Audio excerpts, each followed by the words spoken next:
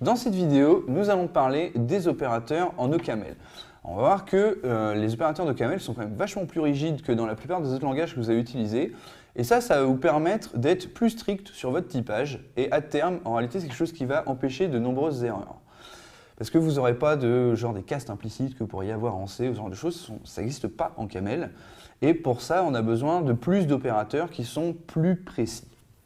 Alors, relançons notre petit interprète. Ah, au passage, si vous lancez l'interprète CAML directement, vous n'aurez pas d'édition de ligne. Installez un petit programme qui s'appelle rlwrap.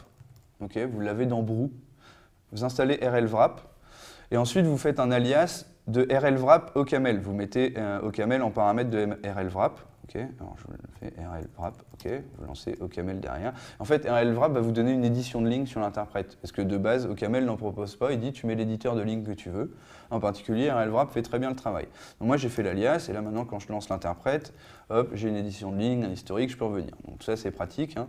Faites-le. Ça coûte pas cher et c'est très pratique. Donc je parlais des opérateurs il y a un instant.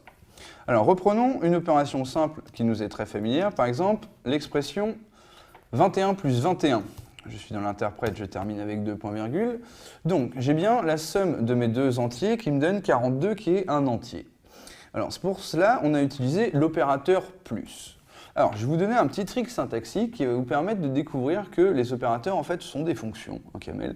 Et on va pouvoir étudier le type de ces fonctions. La syntaxe est, vous ouvrez une parenthèse, vous tapez votre opérateur et vous fermez la parenthèse. Et si l'expression c'est ça, vous aurez le type. Okay. Donc là, en particulier, je peux connaître le type de l'opérateur plus. Le type de l'opérateur plus est donc une fonction qui prend deux paramètres de type entier et qui nous renvoie une valeur de type entier. C'est cohérent avec ce qu'on a. Mais alors attention, ça c'est intéressant parce que si les paramètres sont entiers et qu'on renvoie un entier, qu'est-ce qui se passerait si j'écrivais 21.21 plus 21.21 ? 21.21, c'est une valeur flottante, ce n'est pas une valeur entière. Là, on serait sur le langage C ou même C++, ou en pratique quasiment tous les langages, et bien on aurait un cast implicite qui serait fait. En CAML, non. L'expression a un type flottant, celle-ci, mais on attend un type entier. Donc, tu ne pourras pas faire d'opération, enfin en tout cas d'addition, dans les flottants avec le signe plus. Comment tu vas faire si tu veux quand même faire des opérations avec des flottants? Tout simplement, tu vas utiliser un nouvel opérateur qui est plus point. Donc j'en entends dans le fond qui rage, « Ah, c'est dégueulasse et tout ». Non, c'est pas dégueulasse, c'est précis, c'est ferme, c'est statique, c'est propre. Vous ne pouvez pas vous permettre d'avoir des castes implicites qui sont faits partout. C'est une habitude qu'il faut perdre le plus vite possible. Si vous avez fait la piscine C++, c'est quelque chose que vous avez quand même vu un petit peu. La journée sur les castes, on en parle. Mais à chaque fois que vous avez un cast implicite, il y a toujours une chance que ça se plante. Bon, on a des cas très simples où on va remonter dans la généralité des types et ça passe bien, mais en pratique, il y a toujours des erreurs qui viennent là-dessus. Si vous avez fait un petit peu de 3D, des fois vous allez avoir des pixels qui vont partir dans tous les coins pour des erreurs d'arrondi qui vont avoir lieu avec des opérations entre flottants entiers, vous ne savez pas d'où ça vient et à débugger, c'est un casse-tête. Là ici, vous n'avez pas le problème, vous êtes obligé d'utiliser les opérateurs qui sont typés pour les valeurs que vous utilisez. Donc si je veux reprendre mon opération 21.21 plus 21.21, j'utiliserai l'opérateur plus point. Et cette fois, j'aurai bien un flottant de la valeur 42.42.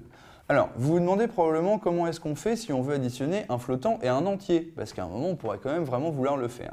Ça, on va le voir dans une vidéo un tout petit peu plus tard dans la journée, là, dans la vidéo 5 ou 6, je ne sais plus. On verra qu'on peut passer d'un type à l'autre assez simplement, mais il faut être très explicite là-dessus. Alors, continuons. Vous doutez bien que si on a un signe plus pour les entiers et un signe plus pour les flottants, bon, bah, on va avoir forcément toute la déclinaison des opérateurs arithmétiques standards qui vont être présents en version entière et en version pointée. Donc, par exemple, je ne sais pas si on va se prendre étoile point. Étoile point, on voit que cet opérateur-là prend deux flottants et il renvoie un flottant. C'est bien évidemment la multiplication dans les flottants. Alors, maintenant, on va pouvoir commencer à regarder d'autres opérateurs. Alors, bon, on va retrouver tous les opérateurs standards. Alors, on va avoir les opérateurs de comparaison. Alors, je vais mettre celui-ci. Alors, je vous le mets là parce que là, l'inférence de type, elle est intéressante. On vous met côte A, flèche boule. Donc, qu'est-ce qu'on peut dire là-dessus? Déjà que côte A, on va arrêter tout de suite de dire côte A, on dit alpha. Okay, quand on verra côte B, on dira bêta, etc. Ce qu'on voit, c'est qu'ici, on a deux paramètres d'un type alpha, mais d'un même type alpha. On ne sait pas lequel, mais le même type quand même.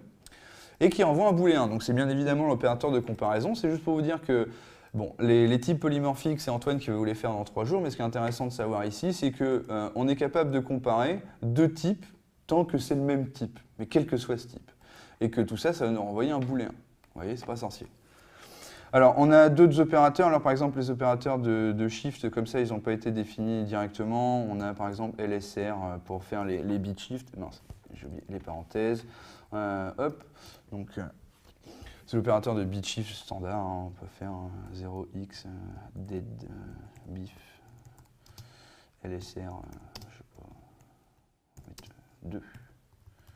Formidable, voilà, on a un entier, bon, il n'est pas en hexadécimal, mais bon, c'est un bit shift, tout ce qui est de plus standard. Alors, on va pouvoir montrer encore un dernier opérateur, l'opérateur accent circonflexe, et non pas 6, voilà. Donc cet opérateur, lui, est de type string, flèche string, flèche string, donc ça veut dire qu'il prend en paramètre 2 strings et qu'il renvoie une string. Donc, je pense que vous avez deviné à quoi sert cet opérateur, mais si je fais hello, espace, double côte, chapeau circonflexe, world, point d'exclamation. Hop, j'ai une seule string, hello world. Donc l'accent circonflexe, c'est bien évidemment l'opérateur de concaténation de strings. Vous n'avez pas à vous embêter hein, avec les langages type C, aller allouer tout ça. Évidemment, tout est fait automatiquement. Ici, vous avez vos deux strings qui sont appendés l'une à l'autre et vous êtes tranquille. Donc voilà qui conclut un petit peu le tour de nos premiers opérateurs en OCaml. Hein. Ça va nous permettre de faire la base. On a toutes les opérations arithmétiques standards dans les entiers, dans les flottants. On peut faire des comparaisons. Donc, je vous ai montré juste inférieur. Là, on est d'accord qu'il y en a... Oh, excellente remarque, je viens de me souvenir. Il y a un opérateur spécial que la syntaxe n'est pas intuitive. C'est l'opérateur différent. On est habitué jusqu'à maintenant, dans les langages que vous fréquentez, qu'on a point d'exclamation égal. En OCaml, l'opérateur différent, c'est chevron gauche, chevron droit. Donc ça, c'est la toute petite subtilité à se souvenir. Par contre, égal et simple égal reste. Alors bon, si vous avez déjà fait langage genre Python, PHP, tout ça, vous connaissez la différence. Mais le principe, c'est que égal, on a une égalité qui va être structurelle et double égal, on a une égalité qui va être physique d'adresse. Donc ça, c'est des choses assez triviales. Donc les deux opérateurs sont présents en OCaml. Ici, donc l'opérateur différent, souvenez-vous, c'est chevron gauche, chevron droit. Mais à part ça, ça devrait bien se passer. Donc voilà, je vous retrouve dans quelques instants pour la suite de nos aventures. À tout de suite.